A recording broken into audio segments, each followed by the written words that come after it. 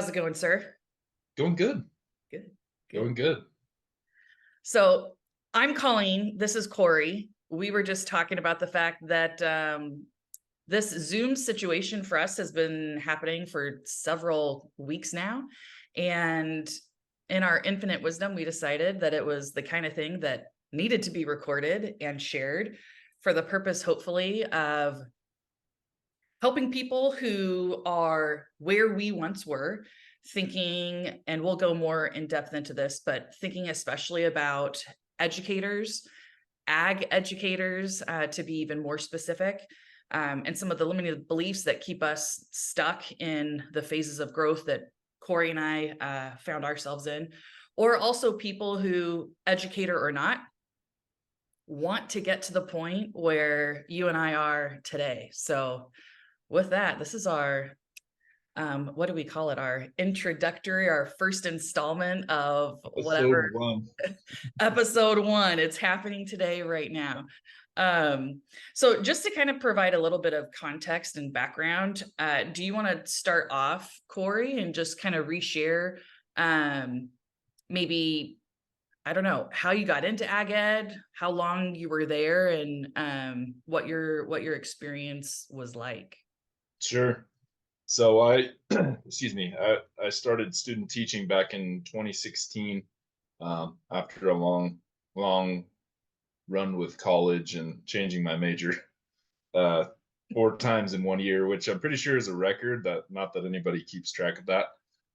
Anyways, I finally kind of fell in love with ag education and felt a purpose there. So I started student teaching in 2016, I think.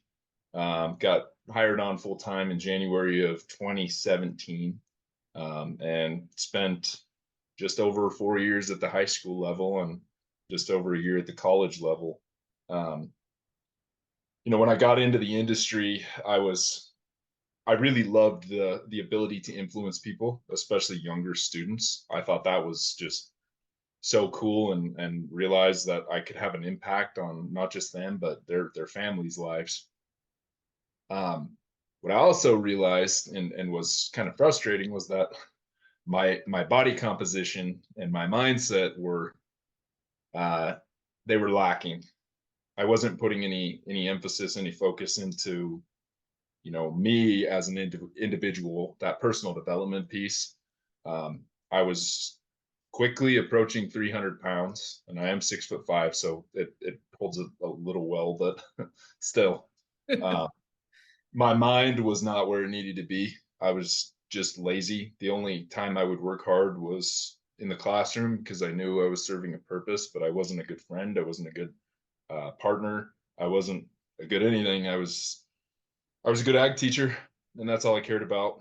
And I just was not putting any weight into myself. And ultimately, what I realized about 2 years in is that if I'm not my best self, then I can't be my best self for them.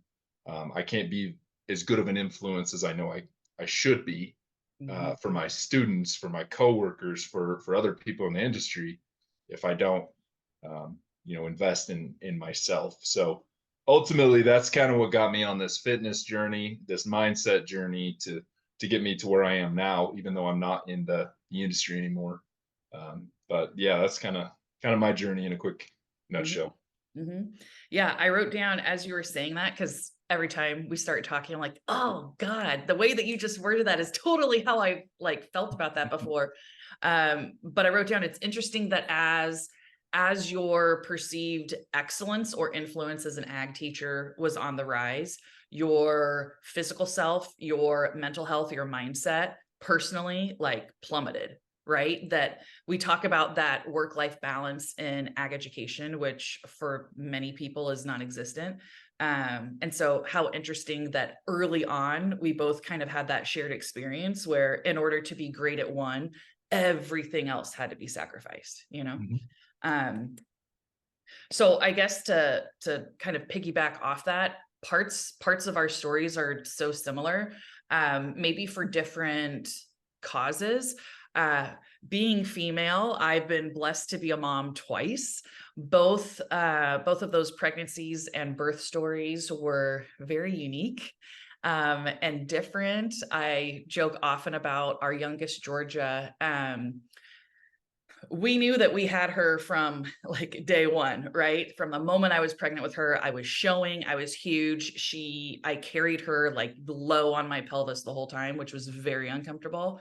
When she came out, she was 10 pounds, 2.8 ounces, and broke my pelvis. So it took me 6 months before I could walk pain free, and about 18 months before I could power walk or jog, without either A, being in pain, or B, like, let's be honest, peeing my pants. So add on to that being an ag teacher, I knew from an early age I wanted to do something in ag. It's always been part of our like family background.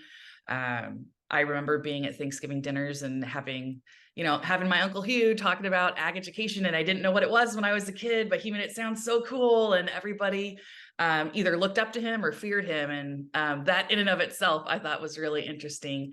And so fast forward after my own experience as an FFA student in high school. I started as an animal science major because I thought I was going to be this large animal vet with like the biggest practice in California. But God did not bless me with the ability to pass organic chemistry. So like you, I changed my major, not 4 times, but I did change it like 1.5 times. So graduated with an ag business degree, worked in the industry for about 4 or 5 years.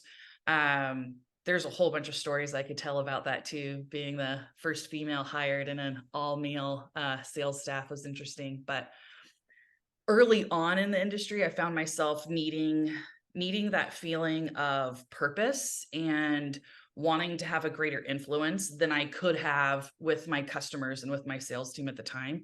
And so like you talk about having that influence in the classroom, it was kind of like one of those aha moments where I realized, hey, I could take this whole passion for ag industry thing and my desire to have an influence and marry it with teaching, and bada bing bada boom. I think I had at most, it was either 35 or 36 units in one semester. I was student teaching at Galt High School from 8 to 11:30 in the morning. I'd get in my car, drive to Chico, take 6 hours of afternoon classes, plus the classes I was taking online, because I wanted so badly to get back into the classroom, to be a part of that ag ed community. And as soon as I got there, and I'm sure you'll remember, there's all these like unspoken rules, and it feels like times where you're allowed to like be heard, times where you're allowed to participate or have your 2 cents, included in the conversations. And I wanted so badly to just be the best at everything I did. Not that I was better than other people, but I wanted to be my best at everything I did. And within the circles that I was in, like you said, it meant sacrificing everything else. I was a horrible friend. I mean, I loved my people, and I would show up for them in the ways that I could, but it wasn't physically. I missed events. My answer was always, well, let me check my school schedule. Like, I have to find out if I have XYZ event before I can commit to the people in my real life. And so the same, I look back at the almost 10 years that I was in ag ed, and it wasn't until the very end that I started to realize that need for boundaries, the need for prioritizing self so that I could physically, mentally, emotionally, spiritually be my best, and then wind up bringing my best to everything else, as opposed to giving everything first and then having nothing left and figuring out how to fill the gaps. So same. What are You your you brought up a good Yeah, sorry. no, you go You ahead. brought up a good point. I think you had talked about it kind of after my story, but you had said about the balance situation. I think there's a misconception that what balance is, Mhm. right? And you go to all these conferences as an ag teacher, these professional development, whether it be new professionals or what was it, the new ag teacher conclave, Yep, uh, yep, and you get insight from people that have been in the industry for a little bit, or maybe some a long time. But that there's good insight, and there's some insight that's maybe not as good. But one of the things that that they talk about a lot is that balance piece. Well, you need to have some eggs in this basket and this basket and blah blah blah. I don't think they necessarily focus on the balance of life piece. Mhm. And maybe that balance piece is not, maybe it's not feasible, to be honest. I mean, you know, there's no true balance in anything. And when you're balanced, you're stagnant. I mean, the weights, the scale's got to tip one way or the other, right? So I think some people, they just put all their eggs into that basket though on the scale, where it's so focused on being the best in their profession, and not just in ag education, but in a lot of things. And the problem is what are you, if you're committing to that, what are you giving up on the backside? And Mhm. that's that family piece, that personal development piece, that fitness piece that I think a lot of people are missing, and really is kind of the, in my opinion, and I think you would agree, the culprit of Mhm. uh, a lot of the struggles that they face. Mhm. Oh, for sure. As you were talking and I started visualizing like what balance looks like. In hindsight, the conversations that I would have either with individuals or sometimes at those same conferences when work-life balance would be talked about, there was kind of I don't know how else to word it, but maybe just a feeling of when we talk about balance in those situations that it was about like being even Steven 100% of the time. That's not balance. When I think about balance now, after the work that I've done on my mindset, as you have as well, when I think about balance, I think of where do I need to give and take to still accomplish the things that I want to do, right? Mhm. And so, like you said, maybe today I need to take time for my grandma with dementia. Maybe today I need to take time for the fact that like my kid has her fifth ear infection, in a matter of 2 months, right? Or maybe it's maybe I need to give more to the people that I'm coaching, or as an ag teacher, maybe I need to give to my department because they covered me for XYZ. And it doesn't mean it has to be transactional, but we can choose. We can be in the driver's seat and decide where the balance needs to go when. But I feel like before I was just never, and maybe I'm giving too much of my power away. It felt like the groups that I was in, I didn't have the boundaries necessary. I didn't have the confidence necessary to really step up and say, this is what I need. Here's what I'm willing to do, to give up, to sacrifice, to give and take to make that possible. Where can you meet me? And I think there just has to be a willingness to have that give and take, right? Sure. Yeah. Um, yeah. I think the giving piece, though, I mean, you talk about there's these other entities that you have to, or people that you need to give time and energy to, and it's really hard in this industry not to give your all into everything that you're doing, because it is very a demanding industry, Mhm. right? Um, and it's kind of 24/7 demanding, despite holidays and stuff like that, a week off at Christmas or 2 weeks off, whatever that is. I mean, you're still Mhm. expected to do certain things, be at certain functions, and it's really hard to just turn that off. Yeah. If you're giving, you got to make sure, in my opinion, and I imagine you would agree with this as well, you have to be giving to yourself. And Yes. even if it's for 10 minutes a day, Mhm. one of the best pieces of advice when I came in as an ag teacher is you have to have a hobby. Like, if you don't have a hobby, if your hobby is ag teaching, you will go nuts. You'll burn yourself out. And Yep. so a lot of guys that I hung out with, like, they like shooting, or Mhm. various things, like maybe riding motorcycles or whatever it is. They liked more expensive hobbies than I could afford. So once I realized, what was going to be better for me, I made my hobby the gym, essentially, Mhm.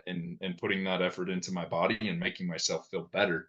Not that that's the fix all for everything, but Right. for me, that was that foundational piece that helped build, me to where I am now. But you definitely have to give to yourself Mhm. before you can give to others. It's that whole concept of the airplane, right? Like, Mhm. put your mask on before you help the person next to you, or whatever it is. So Sure. Why do you think so the two of us aside, because we know each other's stories pretty well, given what we're talking about now, like what do you think makes it so hard if we look at like ag ed as a whole? What makes it so hard for the majority of people to really get um that mindset, the whole like put your face mask on first? What is so hard about that, do you think, while you're in it? I think it's the social norms of the industry. It's this expectation that was created Mhm. many years ago by some of these ag teachers who did everything. The old school guys who were, many of them long since retired, but I used to do this and I used to do that and blah blah blah. And so they set this standard for Mhm. everybody underneath them or everybody coming in behind them. And it's almost like, well, how could I ever fill those shoes? So Sure. there's this expectation that you have to be on their level. And if you're not, you're a failure. And I felt that. I totally felt that coming in. I'm like, how did they do this? Like these 12, 14-hour days, like every freaking day. You know, I'm more of a like select one or two things and try and be good at that. I can't be good at everything because I'm spreading myself too thin. And not saying that's what was happening with them, but there's an expectation of you have to devote your life to this. Mhm. And if you don't, you're kind of a peon, to be honest. And you're not going to be on the same level as the greats.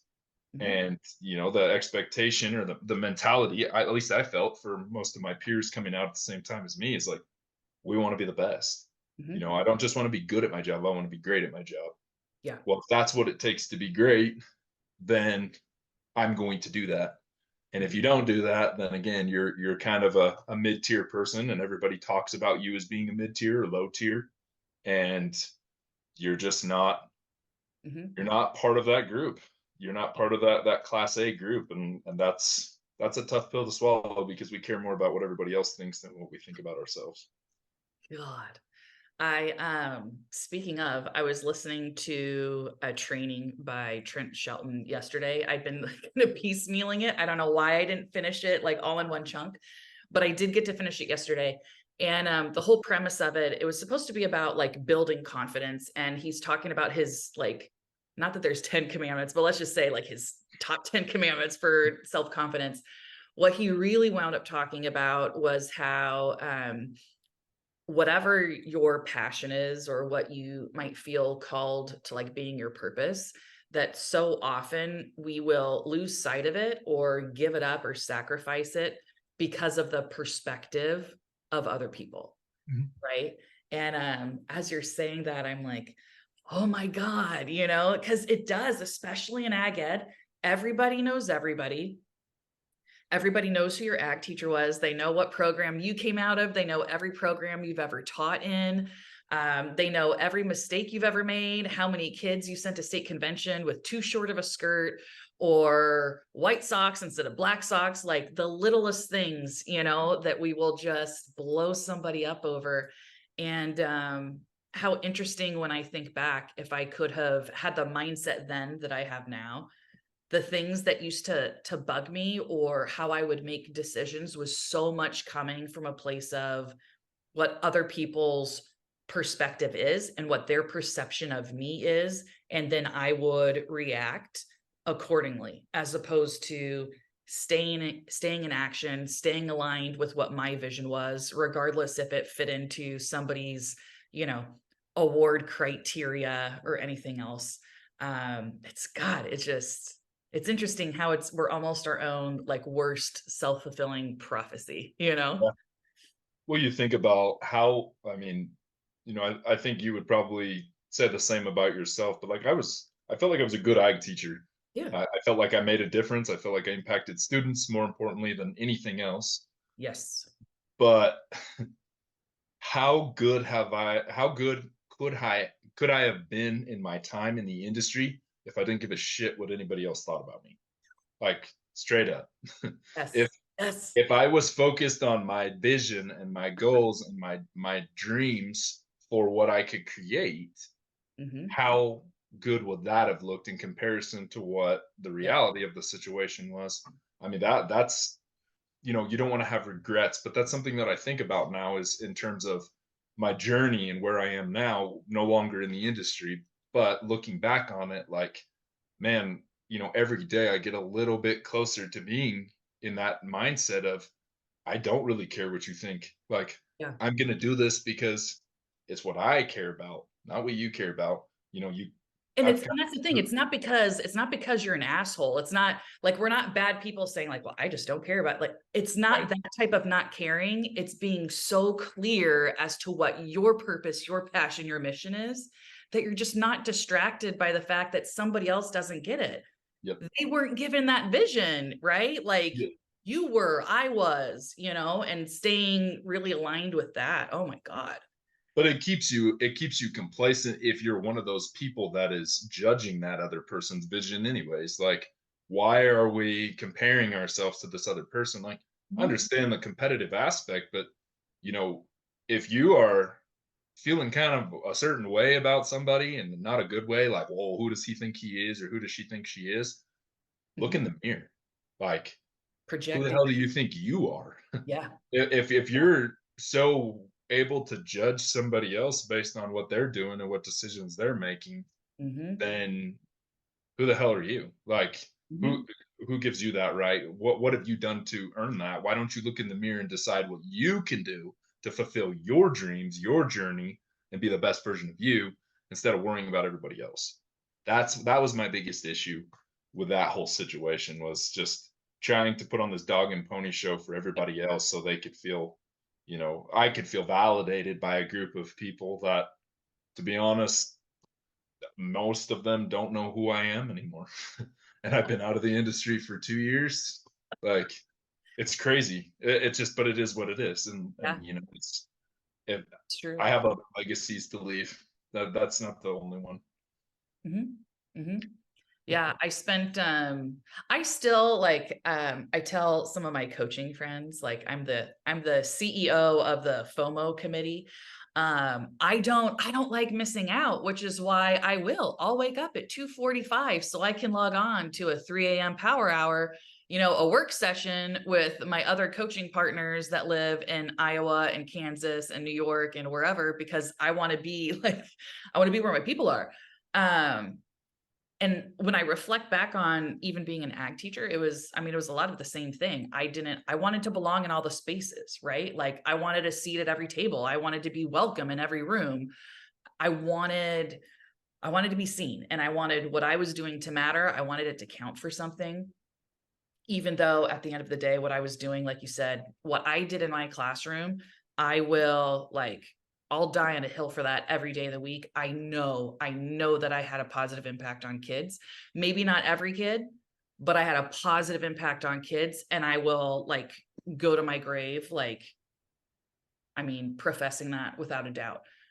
I'm also big enough to say I wasted so much time trying to be accepted as something that I was never made to be. I'm not everybody's cup of tea. I've known that for a very long time. I'm a little bit hyper. I'm very excitable. Like people told me ever since I was in high school that like, oh, you're so much, you're too much, you're extra, like all the time. And really, like when you're in the place that you're meant to be, when you are, I think, really authentically accepting of yourself and continuing on this path of becoming yourself, well, I wasn't meant to be for you. Like I meant for the Corys. I meant for the other people that are working on mindset. I meant for the people that are willing to get up at 3 o'clock in the morning because, like that's when we're gonna get our shit done. Right. If I could go back in time, it would be to have conversations with myself back then. Not so much so that I could achieve something or win something that never came to be, but more so that I could have that conversation with myself in the moment. You're this close. You're so close to doing the shit that really matters. Let this other stuff go. You know what I mean? Like instead of trying to win somebody else's award, like if I had just been this version of myself back then, I would have been, yeah, like you think about like trailblazing and starting new trends, like let's do that, you know? people are focused on the aesthetic portion of it, right? Like, Yeah. how do I look? How do I feel? How am I viewed upon Mhm. amongst these other people in the industry, my team, my coworkers, my students, even. There's some people I think that put a lot of weight in that. Like, Yeah. they want to be liked, but being liked doesn't always mean that you're respected. And Mhm. there's somewhat of a, I don't want to use the word balance, but Yeah. we've already been down that road. But there's somewhat of a gray area there, I would say. Yeah. But it's all about how, not how you look to others. It's about how you look and feel to yourself, and being able to get to that point where you can validate yourself. And to be fair, I'm not there. I'm not even close. I'm closer than I was, Oh, yeah. 5 years ago. But that's taken a lot of work, for, I guess, a bigger result, but a small amount of progress over a 5 year span. Um, but it's about you. It's only the only person whose opinion matters of you is you. Because if you have a good opinion of yourself, then most people are going to have a good opinion of you in some regard. And if they don't, then it's none of their, like, who cares? You are who you are. And like you said, you're not everybody's cup of tea. Perfect. Yeah. Like, I don't want to fucking be like all of you anyways. I want to be like me. Excuse Mhm. my language, but yeah, I want to be like Oh, me. I want to be makes me. me think like, That's I'm not somebody, I might not be one person's cup of tea, but I'm somebody else's shot of whiskey, like, let's fucking exactly, go. exactly. Yeah. So thinking about the conversation we've had thus far and kind of looking for a way to bring this full circle, right? So I'm envisioning the people hopefully that are going to lend their eyes on this, and I'm picturing kind of two different groups. So bear with me, this is a compound question. Thinking about the people that are still in ag ed today, if we put them in two groups of being younger or newer to the profession, and then those that have a developed career, whatever number of years they want to put on it, doesn't matter. So newer to the profession, young in their career, developed in their career at this point. What tips or suggestions would you give to both of those groups if they listen to this conversation we just had and they're like, cool, yeah, Colleen and Cory, totally agree with everything you just said. Like, what do I do about it? Like, do you have a couple like insights or action steps that you would encourage people in those two groups to take if they are interested in and wanting to kind of wake up and work towards their next level? So for the older, more established, I would say educators. Mhm. I would say for them, the main thing I can say, and this is just me forecasting a life that I saw for myself. And Mhm. you and I have talked about this in other Zoom meetings that we've had. But in 30 years, when you retire, or 20 years, or whatever that retirement age is, are you going to be able to look back and be proud of the person that you were? And Mm. what I mean by that is, you might be proud of the teacher that you were, or the FFA advisor that you were, or the coach that you were. And that's great. You should be. You put in the work, you earned that. But are you proud of the husband or wife that you were? Are you proud of the father or mother that you were? Are you proud of the friend that you were? Did you make a commitment to the people that were really most important in your life, and make them a priority over the people that that were important, but weren't blood, that weren't depending on you to be who they needed you to be? So that's my advice for the older people, for the not the older people, but the more experienced, the people that are established in this industry. You know, look at that end goal, look at what the end of your career looks like, and put yourself in those shoes and look back and see what you see. And if you're good with that, then perfect. Yep. But if you're not, then you can make an adjustment. You're never too old. It's never too late to change. You can do that now. Mhm.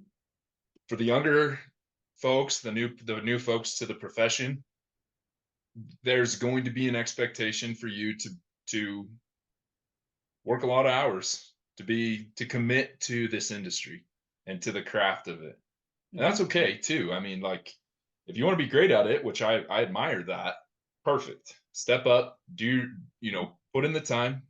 And the time piece can be misconstrued. We could talk about that later, but put in the effort is what I'm saying. Be the best that you can be. You don't have to be this person or that person. Be you, be the best you, but also make that time for yourself.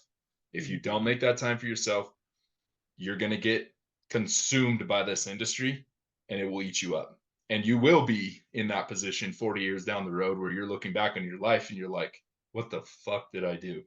Like, I missed out on so much Mhm. because all I cared about was ag teaching. Yeah. Yeah. The first thing that that came to my mind as I reflect on the people that probably inspired me to first get into ag education, and even in my experiences now with consulting, coaching, different places, I look at I've always been someone that pays attention to, like, who are those seasoned veterans? Like, who are the people that have really earned and garnered the respect in the room? And what I would tell that group of educators is this: um, you leading and being willing to lead in the ways that the profession needs now, not in the ways that we want, not in the ways that we've always been accustomed to, but really stepping up and stepping into a place of true leadership will carry greater weight than you could ever know. And that may include championing for part of the legacy, right? Anytime that, budget cuts are on the table, right? Yes, like, we're so good about banding together and, fighting for programs and doing those things. But how long have we been having the same conversations? How long have we been hearing, whether or not we agree with every group, right? That again is a whole different conversation. But how long have we been hearing the same concerns, talking about the same challenges, and not being willing to change something about what we do, right? And so my encouragement would be to really look at, like, where are those gaps in the profession? What are those challenges that keep getting brought up, that keep getting talked about? How phenomenal would it be if you were the one to step forward and say, we can change this. We can be what makes the difference. We could be the reason that people stay for 30 years without getting burnt out, as opposed to lasting 3 to 5 and nobody talk about them again. Right. So I would say to them, don't discredit the weight of your leadership and be willing to show up in a new way. To the younger or newer professional group, my best encouragement would be to identify your purpose, identify what has brought you here, what makes you uniquely and authentically you, and focus on becoming all of that. It might not fit into, CTE grant applications. It might not lead to state degree recipients. It might not wind up getting you a silver bowl. But if you would just celebrate every step of the journey of becoming who you are and who you're meant to be, the accolades, the success, the respect would just become byproducts of you being your truest self. And if I could have said that to myself 5 years ago, holy Jesus, we'd be on a roll. But yeah, I don't know. Any last thoughts for episode 1? Well, I just want to say I really love that thought process, especially for the newer teachers. Like, trust the process. Yeah. That's such a good point. It's gonna suck. It's gonna be hard, and that's in anything that you do, whether Yeah. it's personal development, Yep. whether you're in the industry, like a completely different industry, or ag teaching. It's Mhm. gonna suck, and that's okay. Just trust the process. Trust yourself. Keep putting one foot in front of the other. There's a story, I forget is what the hell the book is called. It's the boy, the hare, the horse, and the I have that one. yeah. Oh, so good. Yeah, so the part where they're stuck in the fog and the boy says, "I don't know what to do," and the horse says, "Just can you see your next step?" And the boy says, "Yes," and he said, "Well, do that."